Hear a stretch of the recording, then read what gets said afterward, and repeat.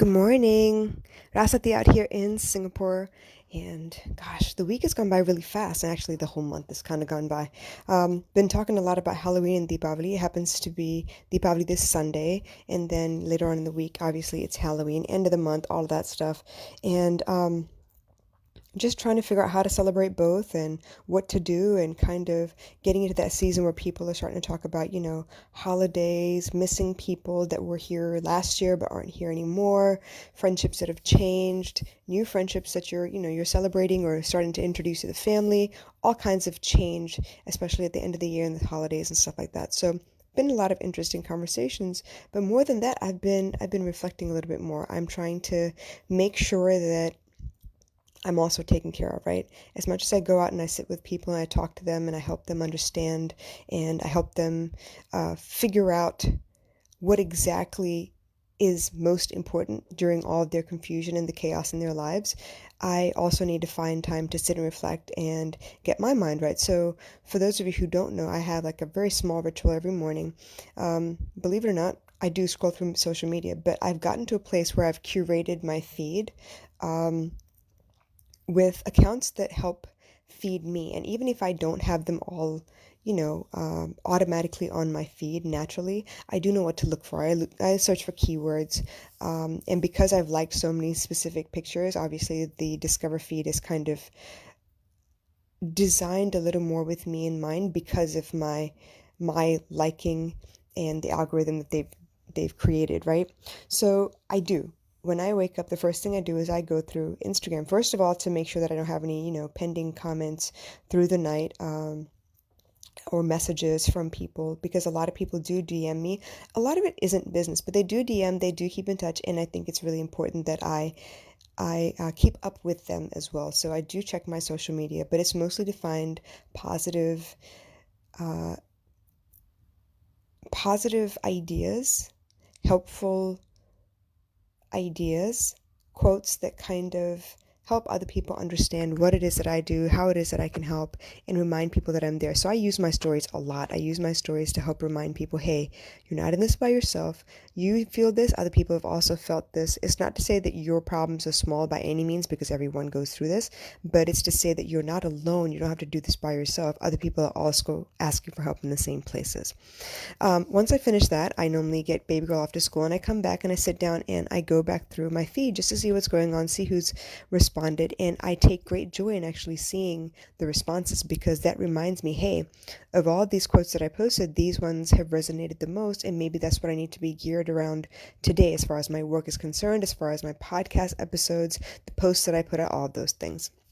I also make sure that I stretch my mind a little bit. I like the app Lumosity. I use Lumosity a lot, at least once a day, to test my brain, push my brain to its limits. I mean, baby girl's in school, so she has math and English and all kinds of critical thinking stuff to do. And then she has video games and other things that she enjoys doing. But as an adult, we don't play as much. We should, but we don't play as much. And so I've introduced Lumosity as part of my daily routine, so I can kind of play a little bit and use my critical thinking skills and help set my day up.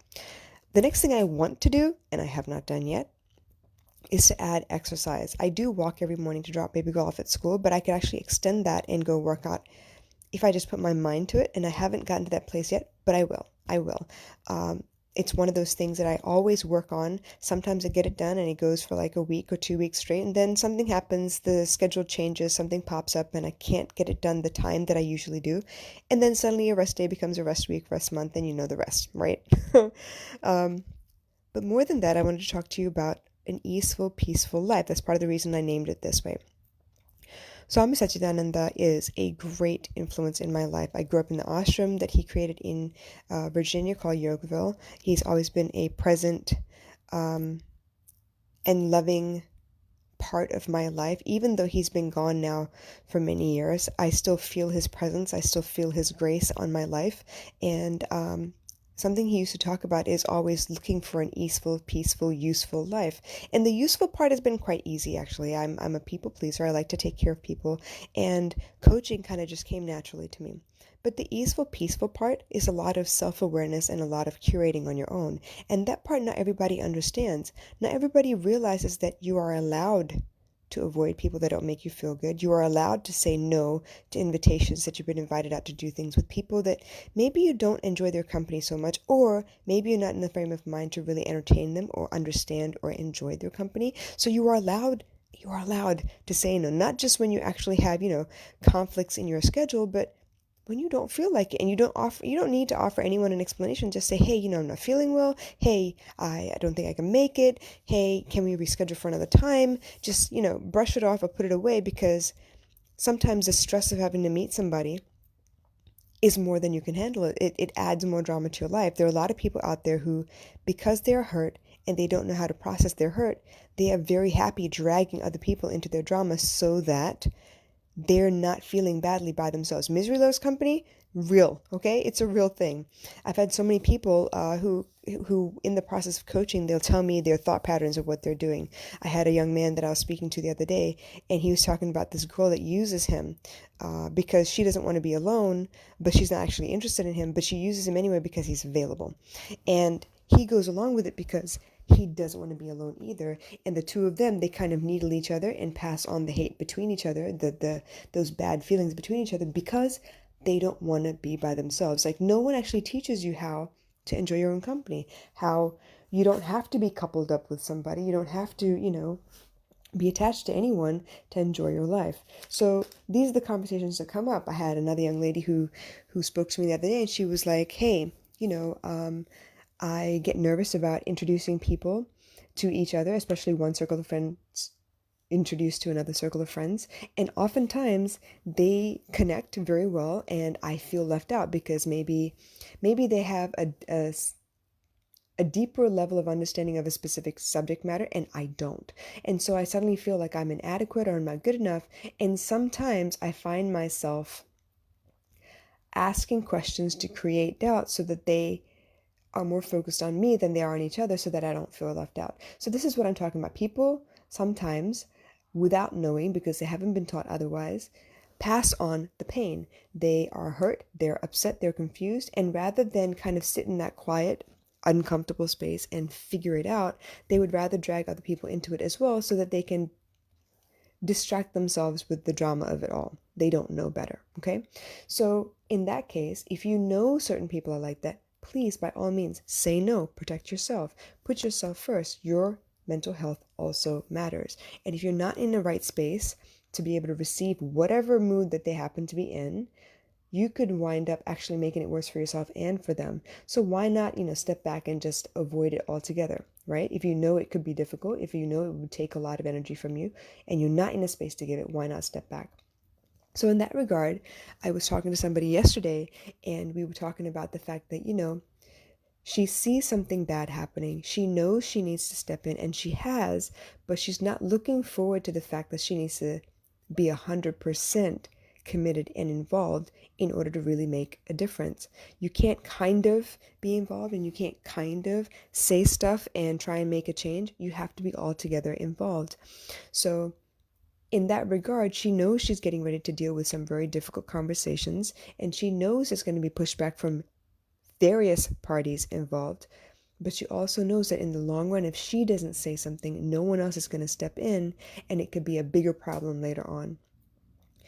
So creating an easeful, peaceful life is all about actually understanding yourself first.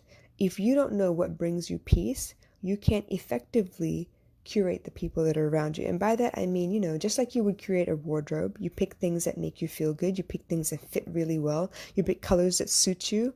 You pick items that are accessories that might, lift your heart a little bit and make you feel a little bit more comfortable, when you walk out. Basically, it's all about making yourself feel better, chasing the things that make you feel good. But in that regard, as long as it's not at the expense of anybody else, right? You try to do the best that you can. Some people it's makeup. Some people it's accessories. Some people it's, specific types of clothing. I've seen people who wear revealing layers of clothes and people who wear very, very moderate clothing. And both of them look beautiful because they feel comfortable and it kind of shines out of their eyes, right? So those kinds of things really matter. And I try really hard to stay open-minded because what makes you happy may not make me happy, but it's not mine to judge because that's your life. That's what makes you happy. And those things matter for a reason. They matter based on the things that you've already lived through. They matter based on you slowly kind of edging out of your comfort zone and learning that there's more to life than what you were taught when you were younger. A lot of us are very, very set in our beliefs because we believe that our parents knew best, and if they taught us that this is the belief that we should be following, that there is no other way. Some of us, depending on how often we've traveled and how many different cultures we've seen, and if we were brave enough to ask other people about their families, we learned that, you know what, there are different beliefs for different people, and it basically matters what makes you feel the most comfortable.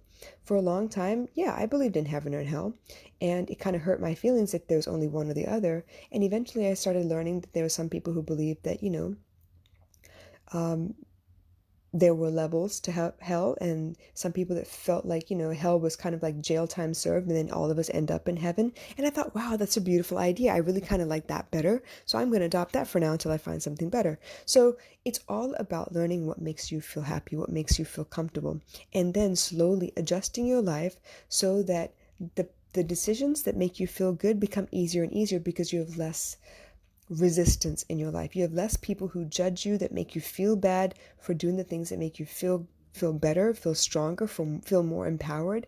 And it's a natural progression in life. The people that you grew up with in high school aren't always the people that you hang out with later. They aren't always the people that you still seek out for advice or want to spend time with to catch up and have a coffee or whatever.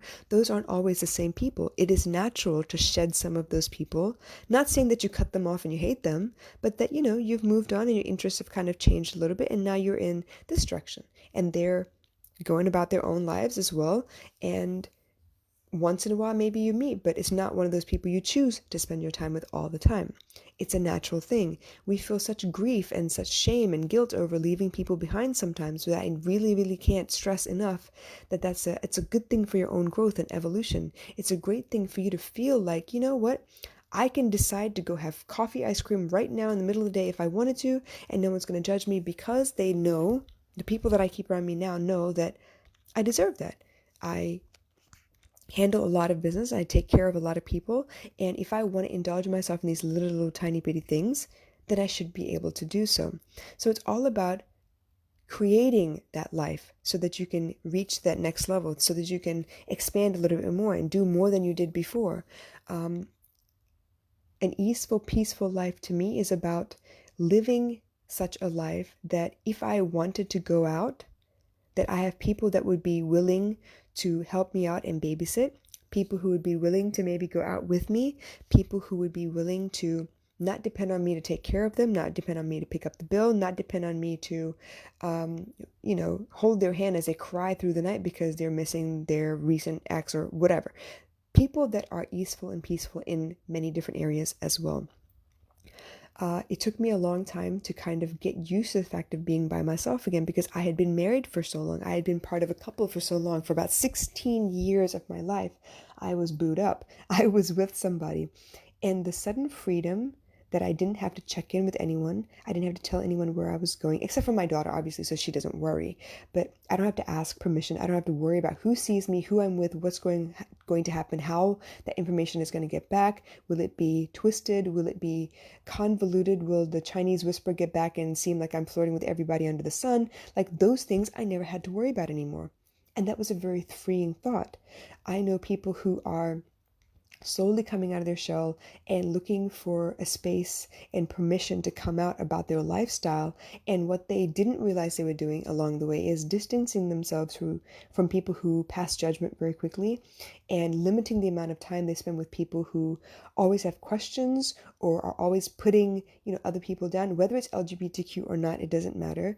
If you tend to put other people down, it tends to create a space where you don't feel comfortable saying anything about yourself because you don't know if you will suddenly belong to that group or not.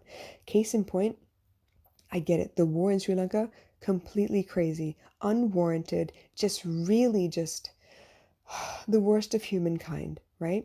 And I get that. But the people who are alive today, a lot of them had nothing to do with what happened then. A lot of them are kind of trying to pick up the pieces and move on the best way they know how as well.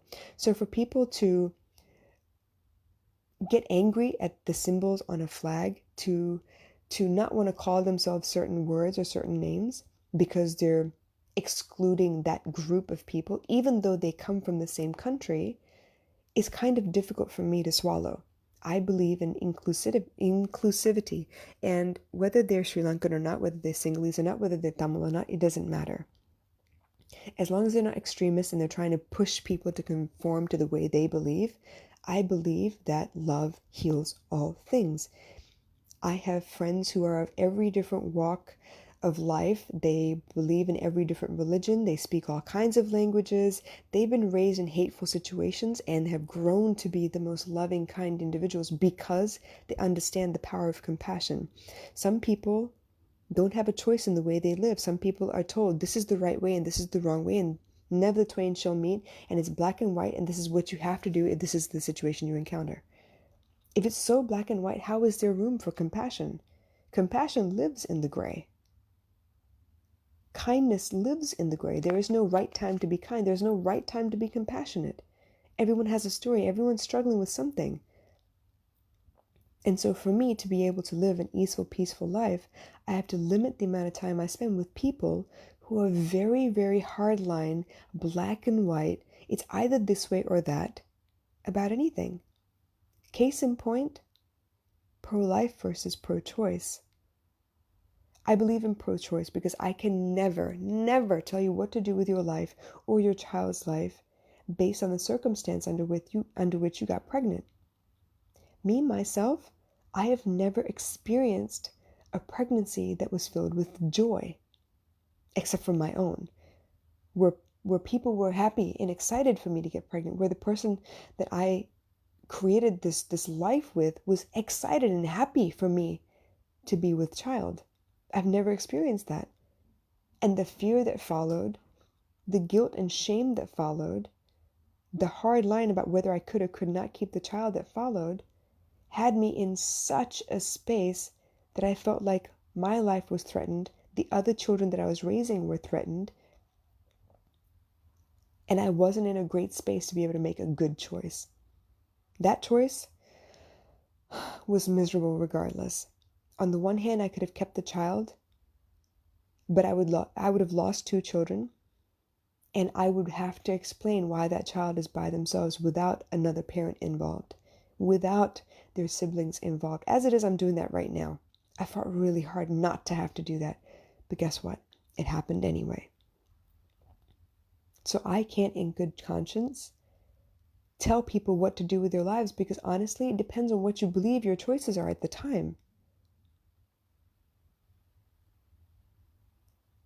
I know I'm going to be met with a lot of pushback. I know a lot of people are going to kick my ass and call me names and tell me that I am just a murderer. You can't tell me nothing I haven't told myself. You can't break me down any further than I've broken myself down. But you know what? I've gotten to a place where I understand that that was the best that I could do at the time. And it was a terrible, terrible situation to be in the first place. But I'm grateful that those services existed. I'm grateful that I came out of it fairly healthy. I'm grateful that I dealt with the grief. It will always be there. That hole, that void, that pain will always be there. But because I've been through this so many times, I know I can help other people who have been limited in their choices, have had to go through this thing as well, and eventually will have to face that grief.